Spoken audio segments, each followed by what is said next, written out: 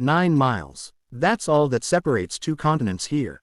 9 miles of water that has witnessed the passage of civilizations, the movement of armies, the crossing of destinies. In the spring of 711 CE, a small fleet of ships made this crossing. What happened next would reshape the map of Europe, ignite a golden age of learning, and create a civilization so magnificent that its echoes still resound in our world today. This is the story of one of history's most consequential invasions, and the 800 years that followed. From which country are you watching this video right now? If you love Islam, if you want to hear the most incredible true story from our blessed history, then subscribe to this channel right and join our growing family. We work incredibly hard to bring you this authentic stories that will strengthen your faith and fill your heart with awe, so please hit that subscribe button and turn on notifications because you do not want to miss what comes next. To understand this story, we must first understand what Spain was in the year 711. The land was called Hispania, and it was ruled by the Visigoths, a Germanic tribe that had conquered the territory from the Romans 3 centuries earlier. But by the early 8th century, the Visigothic kingdom was rotting from within. The Visigothic nobility was consumed by civil war. Brothers fought brothers for the throne. Assassination was common. The kingdom had no clear system of succession, and every king's death triggered a new crisis. For the common people, life was brutal. Heavy taxes crushed the peasantry. The nobility lived in luxury while farmers starved. And religious minorities, Jews and Arian Christians, faced increasing persecution. The Fourth Council of Toledo in 633 had essentially criminalized Judaism. Jews were forced to convert or face enslavement. Their children were taken from them. It was systematic persecution on a massive scale. In 710, everything came to a head. King Witiza died, and the kingdom erupted into civil war. A nobleman named Roderick seized the throne by force, pushing aside Witiza's sons, Aquila and Oppas. Roderick now wore the crown. But the sons he had betrayed would not forget, and they would seek allies in the most unexpected place. Across the Mediterranean, a new power had risen with breathtaking speed. In less than a century, the followers of the Prophet Muhammad had built an empire stretching from India to the Atlantic Ocean. The early Islamic expansion was unprecedented. Within 80 years of the Prophet's death, the Islamic Caliphate was the largest empire the world had ever seen. But this wasn't just military conquest, it was a transformation of society. The Islamic Caliphate had conquered North Africa, bringing Arab armies into contact with the Berber tribes. Many Berbers converted to Islam and joined the armies of the Caliphate. By 711, the governor of North Africa was a brilliant strategist named Musa ibn Nusayr. And he was receiving interesting messages from across the strait. Count Julian, a Visigothic governor in North Africa, allegedly approached Musa with a proposal. Some sources say he had a personal vendetta against King Roderick. Others suggest that Witiza's sons themselves invited the Muslims to help them reclaim the throne. The invitation was clear: come to Hispania. Help us overthrow the tyrant Roderick. But Musa was cautious. This was a Christian kingdom, unknown territory, potentially a trap. Musa walking through his palace, looking at the strait from a high window. He needed someone bold, someone brave enough to take the risk, someone with nothing to lose, and everything to prove. He chose Tariq ibn Ziyad. Tariq ibn Ziyad, his name would echo through the centuries. But in 711, he was simply a general, and a freed slave. Tariq was a Berber, likely from what is now Algeria or Morocco. He had been enslaved as a young man but had earned his freedom through military service. This was not uncommon in the Islamic world, where slavery was very different from later European chattel slavery. Slaves could rise to positions of power, and freedom was encouraged. Musa gave Tariq a mission that seemed impossible: cross into Hispania with a small force. Test the waters, see if the invitation was genuine. Tariq assembled an army of 7,000 men. Most were Berber troops, fierce warriors from the mountains and deserts of North Africa. They were outnumbered, they were entering unknown territory, and they would be far from any reinforcement. What's remarkable is that Tariq accepted this mission. He knew the risks, but he also knew that great achievements require great risks. This was a man who understood that history favors the bold. In April of 711, Tariq's fleet made the crossing. The strait was narrow, but the journey was perilous. These were not large warships, they were small transport vessels, and it took multiple trips to ferry all 7,000 men across. They landed at the foot of a massive limestone mountain. Tariq looked up at this natural fortress and made it his base. He named it Jabal Tariq, the mountain of Tariq. Today we call it Gibraltar. The name itself is a testament to this moment, a corruption of Jabal Tariq. Every time we say Gibraltar, we're speaking Tariq's name. Word of the landing spread quickly. King Radic was in the north, fighting rebels. But he immediately understood the threat. He began assembling his army. Tariq, meanwhile, faced a moment of truth. Some sources say he ordered the ships burned. Others say he simply sent them back. Either way, the message was clear. What happened next became legend. Tariq gathered his men and delivered a speech that would be remembered for centuries. "O my warriors, where can you flee? The sea is behind you, and the enemy is before you. You have nothing to rely upon except the sharpness of your swords and your courage. Know that you are here on this land like orphans among strangers. The enemy outnumber you, you are few, and you have no support except in your resolve and patience. Be brave and show no cowardice. For if you remain firm, victory and glory await. But if you waver, you will die as the most wretched of men. Paradise lies beneath the shade of swords, a small force with everything to fight for, and nowhere to retreat." They marched north, and something unexpected happened. Village after village opened their gates without a fight. This is crucial to understand. Tariq's army wasn't met with universal resistance. The peasants had no love for the Visigothic nobility. The Jews saw potential liberation from persecution. Local governors, seeing the civil war, chose pragmatism over loyalty. Tariq made strategic decisions that would define the entire conquest. He offered generous terms. Surrender peacefully and keep your land, your religion, your way of life. Resist, and face the sword. Most chose surrender. Why fight for a king you never chose, who taxed you into poverty? Why die for nobles who had brought nothing but misery? But King Radic was coming. And he commanded an army of 25,000 men. On paper, this was no contest.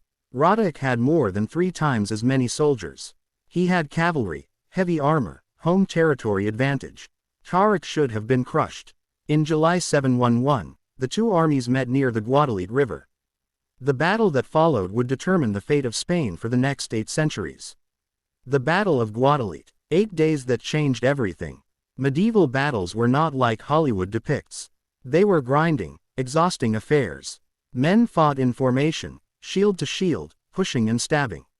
It was brutal, terrifying work. For days, the battle raged. Tariq's men fought with desperate courage. They had no retreat. They had no choice but victory or death. But Radic had a problem.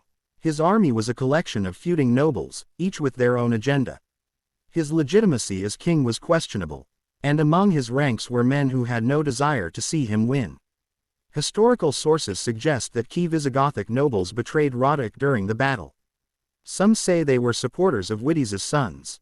Others may have been bribed. Whatever the reason, at the crucial moment, parts of Radic's army simply withdrew from the battle. On the 8th day, the betrayal came. As Tariq's forces pushed forward in a desperate assault, entire sections of the Visigothic army began to retreat. The line collapsed. Radic tried to rally his forces. But the panic was contagious. His army disintegrated. King Radic was last seen riding into the chaos of battle. His body was never found. His crown and royal cloak were discovered by the riverbank. In a single week, a 300-year-old kingdom fell. The Visigothic nobility was shattered. The old order was dead. And Tariq ibn Ziyad, the former slave with 7,000 men, had achieved the impossible. What happened next shocked everyone, including Tariq himself. The Visigothic kingdom simply collapsed. City after city opened their gates. Governors surrendered without a fight. By the end of 711, most of southern Spain was under Muslim control. When Musa ibn Nusayr heard of Tariq's success, he was both impressed and alarmed. His subordinate had conquered a kingdom. So Musa crossed with 18,000 reinforcements. There was definitely rivalry between Musa and Tariq. Musa was angry that Tariq had gone beyond his orders. Some sources say he even struck Tariq. But they both recognized the opportunity before them. Together, They pushed north. Toledo, the Visigothic capital, fell without a battle in November 711. By 718, nearly the entire Iberian Peninsula was under Muslim rule. Only a small strip in the mountains of the north remained in Christian hands. The conquest that was supposed to be a raid had become a revolution. We have to ask, why? Why did this happen so quickly? The answer is uncomfortable for traditional narratives. The people welcomed them, or at least, they didn't resist. The land was renamed Al-Andalus, and what emerged over the following decades was unlike anything Europe had seen. The new rulers established a radical system for medieval Europe: religious tolerance. Islamic law provided protection for people of the book, Jews and Christians. They could practice their religion, maintain their churches and synagogues, govern their own communities. They paid a special tax, the jizya, but in return were exempt from military service and received state protection. Compare this to Christian Europe at the time. Jews faced constant persecution, forced conversions, pogroms. In Al-Andalus, Jewish communities flourished. This was the golden age of Jewish culture in Spain. But tolerance alone doesn't explain what happened next. Something else was at work.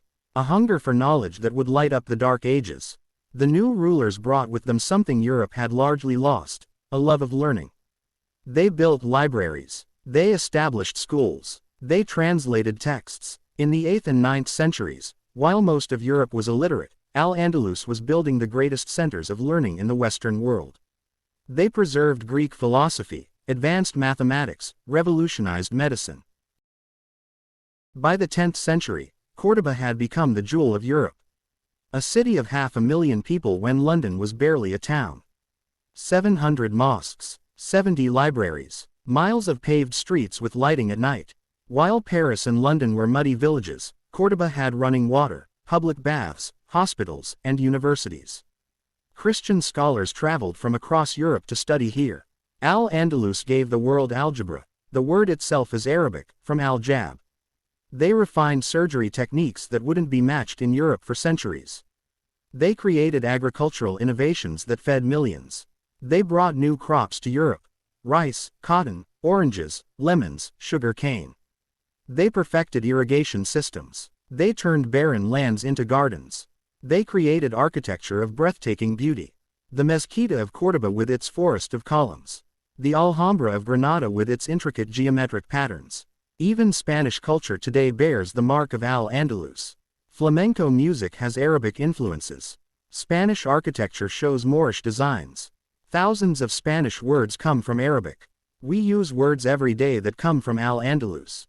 Algebra, algorithm, alcohol, coffee, cotton, guitar, magazine, admiral. Even the numbers we use, Arabic numerals, came to Europe through Al-Andalus.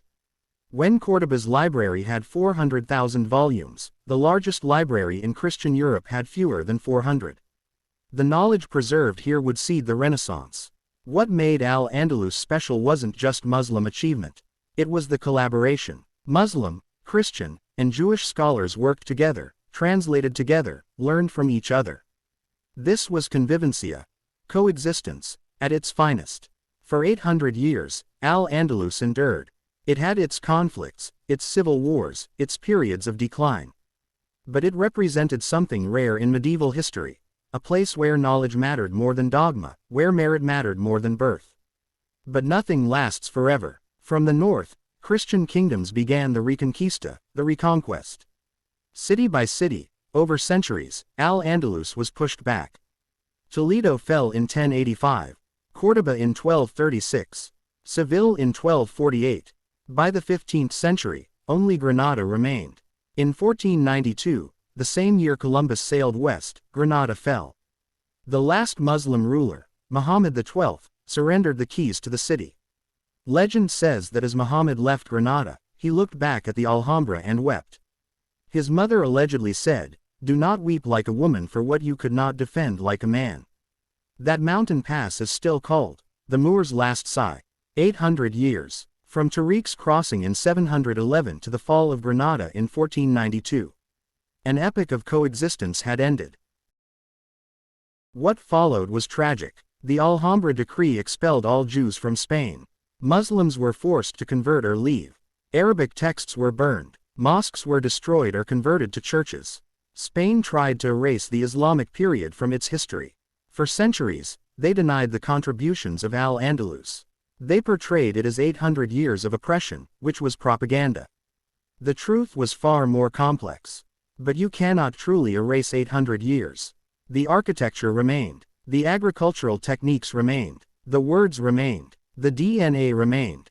Today, scholars are rediscovering what was almost forgotten. The debt that European civilization owes to Al-Andalus. The Renaissance wouldn't have been possible without Al-Andalus. The texts they preserved, the knowledge they advanced, the mathematical tools they created, all of this flowed into Europe through Spain. When European universities were founded, they used textbooks written by Andalusian scholars. When European doctors learned surgery, they studied techniques perfected in Cordoba. When European astronomers mapped the stars, they used instruments designed in Al-Andalus. Every time you use a computer, you're using algorithms, a word from Al-Andalus. Every time you do algebra, you're using mathematics refined in Al-Andalus. The modern world was built on foundations laid in medieval Islamic Spain. 9 miles. That's all it took to cross. But the journey that began with Tariq ibn Ziyad and 7,000 men lasted 8 centuries and touched the whole world. What can we learn from this? That courage can change history. That justice attracts followers more than force. That diversity creates strength. That knowledge transcends religion and ethnicity. That what we build together is greater than what we build alone. The story of Al-Andalus reminds us that our greatest achievements come when we learn from each other, when we see our differences as strengths rather than threats. In 711, a freed slave stood on a beach in Hispania with an impossible mission. He didn't know he was about to change the world. But he had courage, he had conviction, he had nothing to lose and everything to fight for. History is made by people who dare to cross the narrow straits. Who look at what seems impossible and say, I will try anyway. Who understand that the greatest legacies aren't built by conquerors alone, but by what we create, what we preserve, what we pass on. The crossing of 711 changed Spain. It changed Europe. It changed the world, and its echoes still surround us, in every algorithm we run, every equation we solve, every bridge we build between cultures. From a 9-mile strait to 8 centuries of civilization. That is the power of a single crossing. Before this video ends, I want to remind you to subscribe to this channel if you have not already and share this story with your family and friends. Let the message of how 7,000 men conquered Spain and changed history forever reach as many hearts as possible, and most importantly know about our Islamic history and forgotten heroes of the past. Special thanks to the historians, archaeologists, and scholars who preserve this history.